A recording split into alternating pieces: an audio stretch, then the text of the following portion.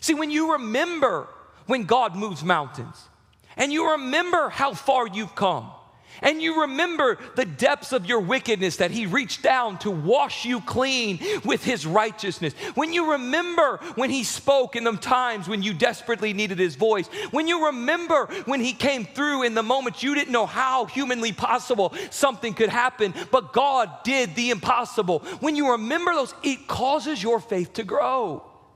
Remembering is powerful, but forgetting is also powerful. It's powerfully damaging. When you forget, you start to drift. When you forget, you get comfortable. When you forget, you start concocting a little story in your mind where you become the hero of that story. And you start bending the narrative a little bit more in your thinking that you are your strength and you are your provider and you are your sustainer. And guess what happens? You start living your life no longer needing God to part the Jordan rivers for you because you just get in your man-made boat and go across it yourself.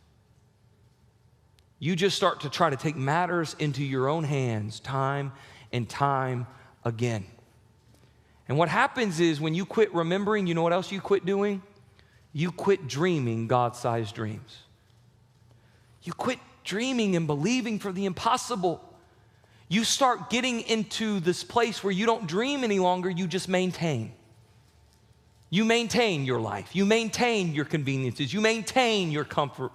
You maintain what's going on in your life. And can I be honest with you as your pastor? I think I've spent the last 2 years maintaining.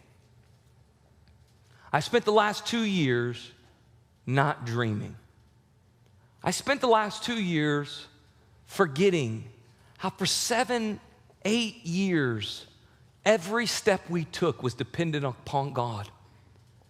We had to believe in God. We were desperate for God. There was no human ways we could move forward without God parting some rivers for us to cross over. There was no human way we could not see God not move the mountains, because if not, we were stuck in our tracks and we could not move forward as a church and as a community. So we would cry out to God, and we were hungry for God, and we believed in God, and then all of a sudden, I felt like we got to the promised land, and then I just got comfortable. And for the last couple years, I quit remembering and I just started maintaining. And you can say that's for a couple reasons. You know, it could have been, you can use the excuse COVID happened. We had a pandemic, right? Although that's a horrible excuse, because what bigger mountain could God move than that? You know, I could say I got a little gun shy. I'm going to tell you right now, it's never easy for a pastor when people leave your church that you love deeply. And especially not easy when people leave your church and they don't even talk to you about it. And this couple years, with the political climate and the things that was going on, people left that we dedicated their children in. They were in our homes. That breaks a pastor's heart. Maybe that makes you a little gun shy. And that probably has a little bit to do with it. But I'll be honest with you, the biggest hindrance to maintaining and not dreaming is you get a little bit of taste of success. And if we're honest with ourselves, success, if not reflected upon properly, can become your greatest enemy towards progression. We saw God do the impossible. I felt like the people of Israel, we got the promised land. We got what God wanted. The biggest prayers we've been praying for, God answered. We saw God do it. God provided buildings and finances and funds. We grew at rates we'd never grown before. We got into the promised land, and then we forgot what God told the people of Israel. There was still more of the land he wanted them to inherit. But what happened? They got a little taste of success and comfort, and they let their foot off the gas. The very people that desperately followed God day in and day out in the wilderness because they needed him to provide every single day the manna. The very people that needed his fire by night and cloud by day. The very people that stood at the Jordan River and needed him parted. The very people that looked at Jericho and had to march around it 7 days for it to fall. The very people that looked at giants and knew that only God could cause them to fall and be slain. The very people that knew that only God could drive. All of a sudden they got into their little homes of success. They looked at their gardens and their yard and their livestock and their fences and all of the beasts that they could hunt in the ground, and they just got comfortable. And how often in our faith do we do the exact same thing? I kind of look at it like this in this analogy. It's kind of like when you're a guy and you're dating a girl, man, you're all romantic, right? You're wooing her and impressing her, and your first date's the best date in the whole wide world. And all of a sudden, you'll do everything you look the best, you smell the best, right? You are put to the test, right? And all of a sudden, you get married, and where'd the romance go? Because you felt like you made it. You arrived. But you forgot. She still has parts of her heart you got to conquer. There's still a life you got to discover. And I feel like that's the way we are sometimes with our faith. We get into our lanes of comfortableness. We get in our lanes of what's convenient. We get in our lanes of where we just nestle in, and we get into cruise control, cruise mode, and we quit believing God for the impossible. And as your pastor, that's where I was.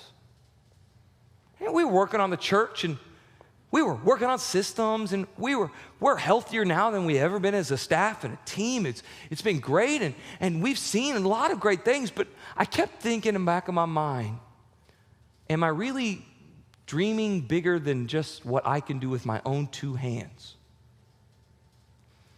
And about 7 months ago, God started just really wrecking me. My prayer life changed. I started praying differently than I've ever prayed before. I mean, I was just, God was taking me and speaking to me in my prayer times. I started reading the Word of God, and God was showing things to me in the Word of God that I hadn't discovered before. And I felt like the way God started shaping the way I was speaking and the way I was teaching started shifting and changing. God started stirring something in my spirit. And I remember in one of my devos, I came across this quote that just wrecked me to the core. Carl Bates said it like this: there came a time in my life when I honestly prayed, God, I want your power. Time wore on and the power did not come. One day that burden was more than I could bear. God, why haven't you answered that prayer? God seemed to whisper back his simple reply, with plans no bigger than yours, you don't need my power. That line wrecked me. I almost felt like God was whispering that line right to me. Mike, with dreams no bigger than yours, you don't need my power. And I don't know who God's speaking to right now, but I feel like God's whispering that right now. With dreams no bigger than yours, with prayers no bigger than yours, with no desires no bigger than yours, you don't need my power. And how many of us feel like we've hit cruise control? And we don't need mountains to move, we just need molehills to move. And listen to me, anybody can move a molehill with a shovel. It takes prayer to move a mountain. It takes believing for a God that's bigger than your now. It reminds me of a story, how we can get so distracted by the wrong things. I read a story about how 300 whales died all at one time. And what had happened is these 300 whales were chasing after a school of sardines, and they got led into this bay and got marooned on the bay where they died. And so it was a big deal, and one of the journalists, Frederick Brown Harris, he's writing about it. He makes this statement. He goes, the small fish lured these sea giants to their death. They came to their violent demise by chasing small ends. They prostituted vast powers for insignificant goals. How often do we prostitute the vast powers of God for the most insignificant goals?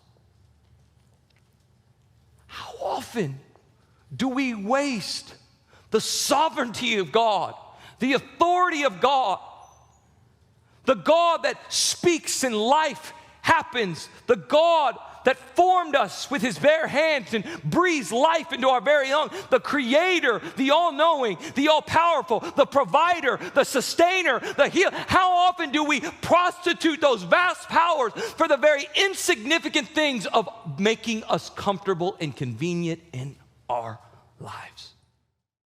Thank you guys for watching. Make sure you hit that subscribe button, ring-a-ding that bell so you never miss a video or a live stream, and give this a share to one of your friends. And remember, we go live every single Sunday. Till next time, pray God's peace.